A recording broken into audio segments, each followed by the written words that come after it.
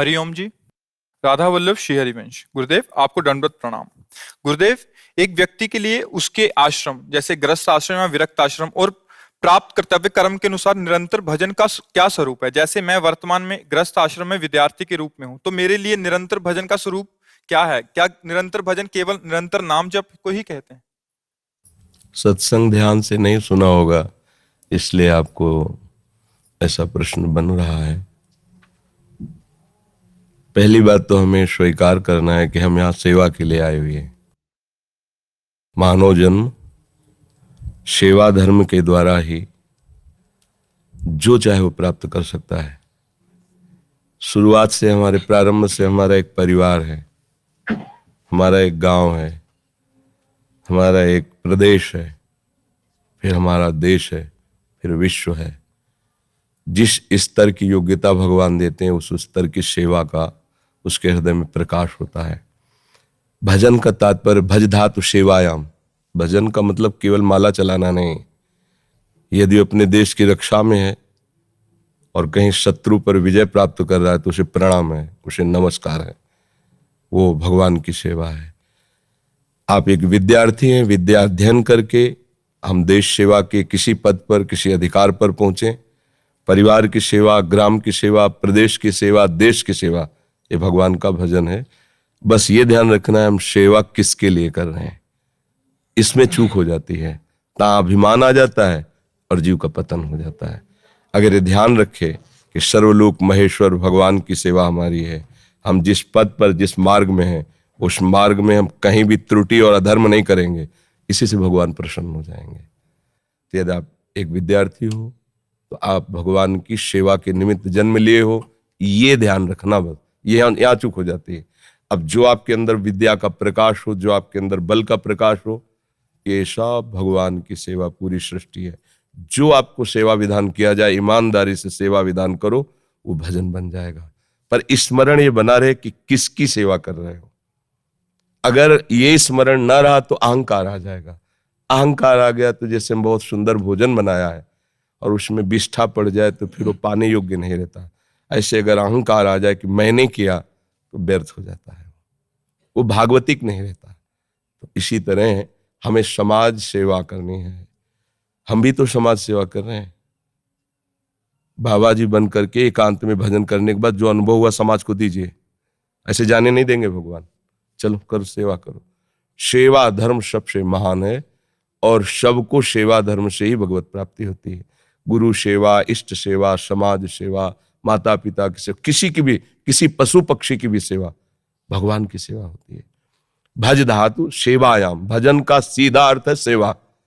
हम भी भजन का सीधा अर्थ माला नहीं लेते। माला भी एक अंग है, पर सर्वांग भजन सेवा है। समझ रहे हो आप? इसमें कोई संशय? आप जैसे कहते निरंतर नाम चला, तो उसमें कंफ्यूजन होता है कि देखो, हमारा सबके लिए उपदेश है।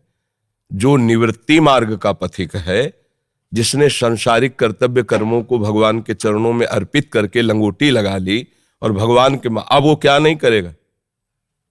अगर वो निरंतर भजन नहीं करेगा तो क्या करेगा? फिर छल कपट करेगा, पाखंड करेगा, दम्भ करेगा, नाटक करेगा, मरेगा, अपने धर्म से जाएगा, दूसरों को छल कपट में फंसाएगा।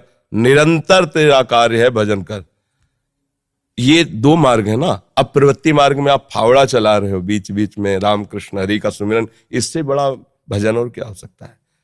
गोली टांगे हुए है, बॉर्डर में तैनात है और भगवत स्मरण परायण है कि हमारा देश सुरक्षित रहे। वो महात्मा है, कोई साधारण है।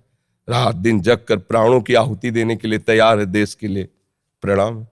ये कोई साधारण बातें हैं? ये सेवा है, ये भी सेवा है।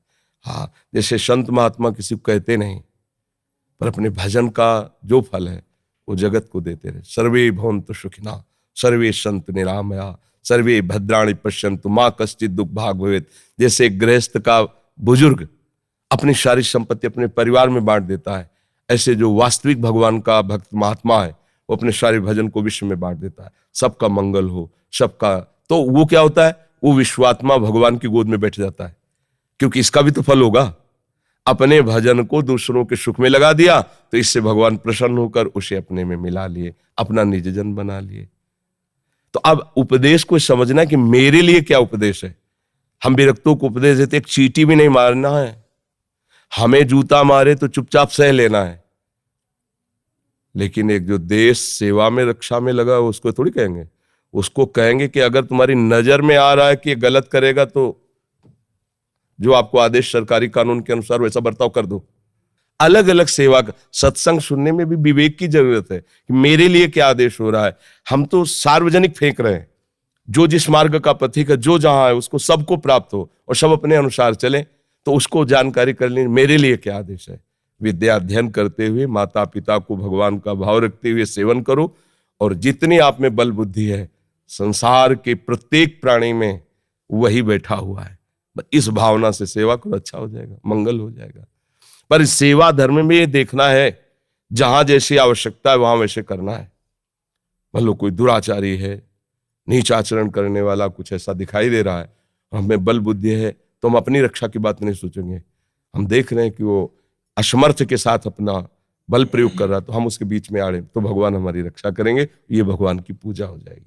हर बात देखनी, विरक्त वेश में है वो हमें गाली दे मारे हमें सहना पड़ेगा। अलग अलग मार्ग का नियम है। अगर आप हमें मारेंगे भी पीटेंगे भी तो हम आंख मूंद लेंगे और अपने प्रभु की तरफ चिंतन करेंगे कि नाथ हम तो आपके समर्पित हैं, क्योंकि सन्यास का मतलब होता है हमने दंड देना त्याग कर दिया है। किसी को दंड नहीं देंगे, न वाणी से, न शरीर से, न मन से भी। अलग अलग मार्ग का पथ है, लेकिन कहीं कहीं दंड ही पूजा होती है। अगर हम मौन हो गए तो दूसरा खड़ा हो जाएगा उसको दंड देने के लिए, पक्का। क्योंकि हम अगर अपने नियम से चल रहे हैं तो दूसरे के हृदय में वही नियम जाकर जागृत होगा और जो हमें दंड दे रहा उसको दंड दे देगा, पक्का। पर अलग अलग का सिद्धांत है, इसलिए बहुत शास्त्र भरा पड़ा है। तो इसलिए गुरुजनों के पास बैठकर हर प्रश्न का उत्तर समझ लेना चाहिए। आपको समझ में आ गया?